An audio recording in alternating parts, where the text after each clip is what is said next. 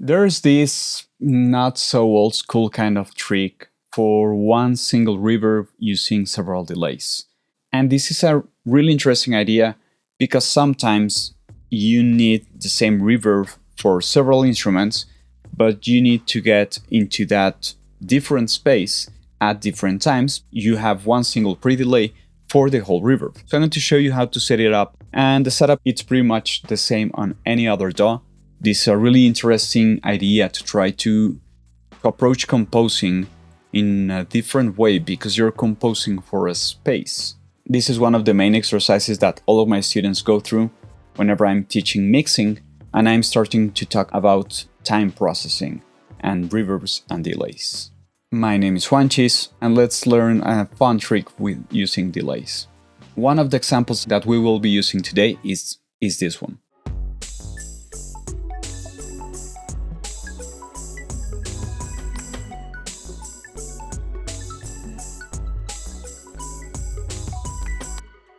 That's all we need. We need 4 tracks, we need a couple of instruments that could be bubbly enough for us to appreciate this effect. I'm only going to use one single return track, and I have one single reverb in here, and it sounds like this.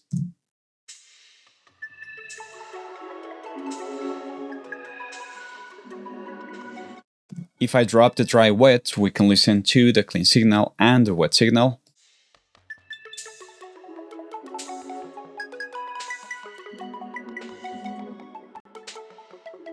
For this, you need one single return track. In Ableton Live, the mixer works in a really strange way, so we don't have as many as we wish, so you will have to make some new audio tracks.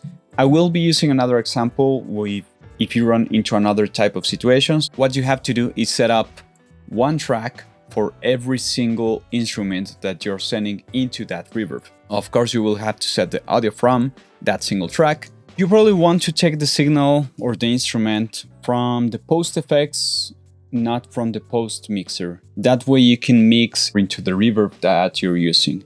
That usually works best in my experience. So the things that we will be using for this is the delay. You can set it up to time, you can keep it as short as possible, or you can set it up to a timed delay if you like it like that. You could also use the filter, but the feedback should be set down because you're only looking for the delay time that the delay brings. For this first example, this is the easiest and cleanest way of doing it. You can start experimenting with it and doing some crazy stuff in between.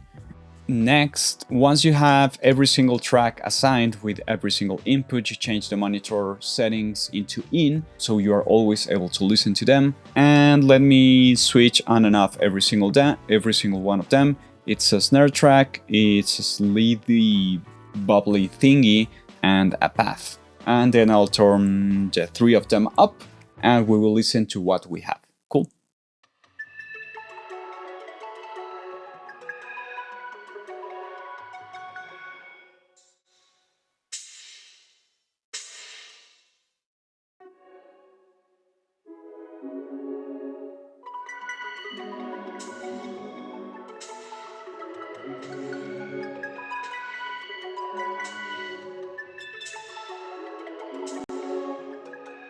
And this probably doesn't look like much, but it really is a lot.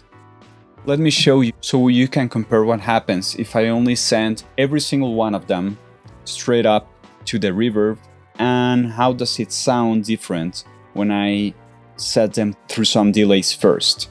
I'll also set up the dry wet to 50-50 so we can appreciate a little bit better what's going on.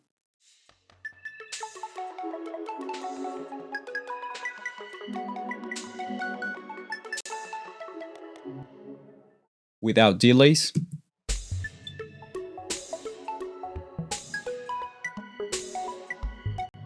With delays.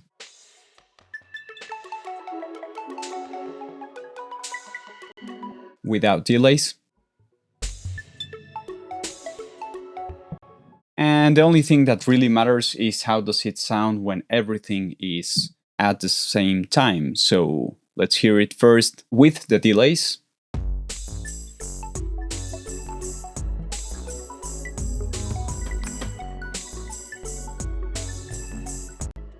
Let's listen to it without the delays.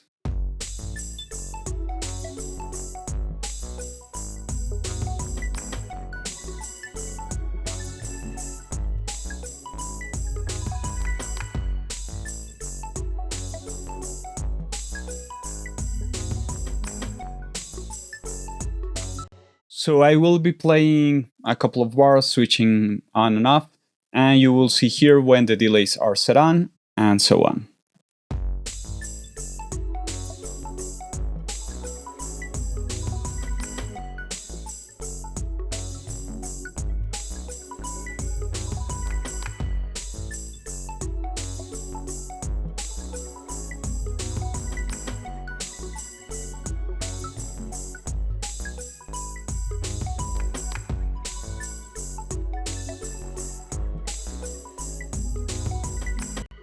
I think it's getting interesting enough. This is a second example that we will be looking into, and it's this idea.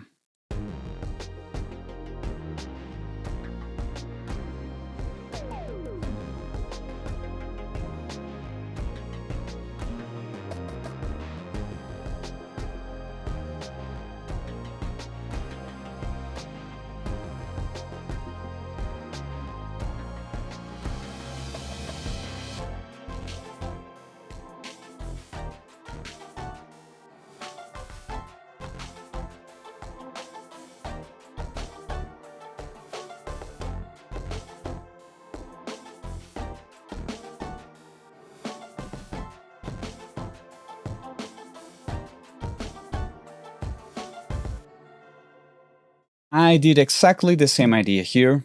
Right now you did listen to the delays sent in. But for example, let's suppose for a moment that you want to send these 3 synths that I have over here into one single delay, but in Ableton Live, your audio tracks can only have one single input, right? There's a workaround. Within the Max for Live forum, you can look for the Insist Autist Max devices, and I will be linking those in the description. And these are really beautiful because they unlock complete freedom to route anything to anywhere within Ableton Live. You can just set one of these up in any place within your session. You set up which channel it's fitting from, and again the position from where it is fitting from. You have a gain. You can set it as a through or as a mute as long as it is on. You can even pan it and you can delay it. I did try, because I like finding out ways to make things crash, so I did try to find out if you set it up in Ableton Live in series, does it change from setting up within 2 chains? It makes absolutely no difference regarding workflow or performance. If you want to use it as chains, feel free to use it like that and do different things to one chain or the other. If you want to set up different EQs for one instrument, feel free to add different EQs in front of that and different processing if you feel like it. So I will be leaving this off and I will be using this because I already have some processing on, and I will be only using post effects, and I will be sending those using the same fader positions that I have within my mixer or mixing into my reverb, right? I'm using in this session the B, send, and let's look into it. I'll solo this guy, and again I'll press on and off, again with the dry wet 50/50, here it goes.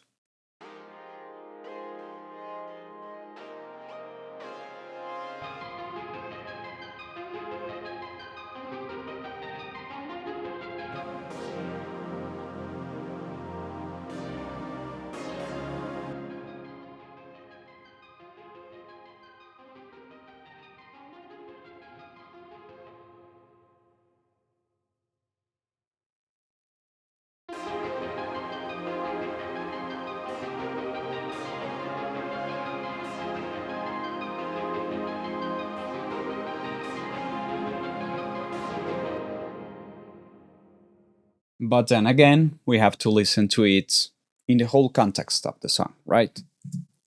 Okay, so just as I did with the other example, I will be switching on and off the delays and straight into the reverb.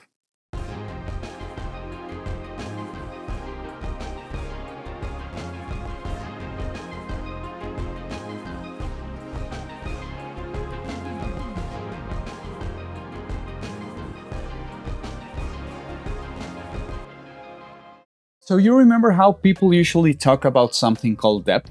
This is the way to get it. This is one of the ways you can get it. Another one is harmonic distortion, but we can talk about that on another video. So some other fun things that you can do within this same technique. For example, I'm using some stock LFOs to move these guys within the reverb.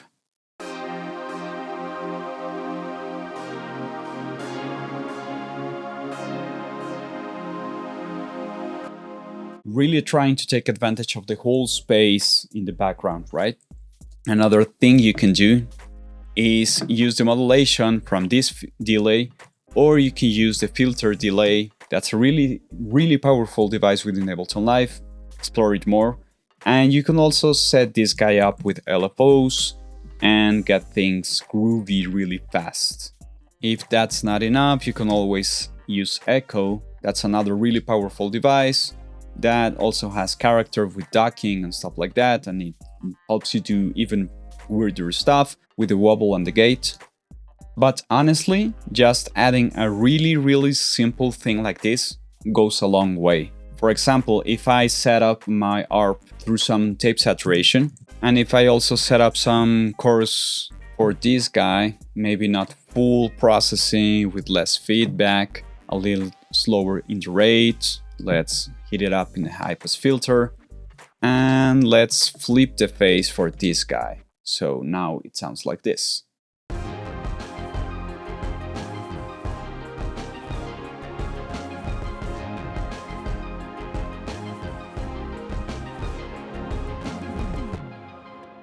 So these are some ways to try and use one single reverb with several delays trick.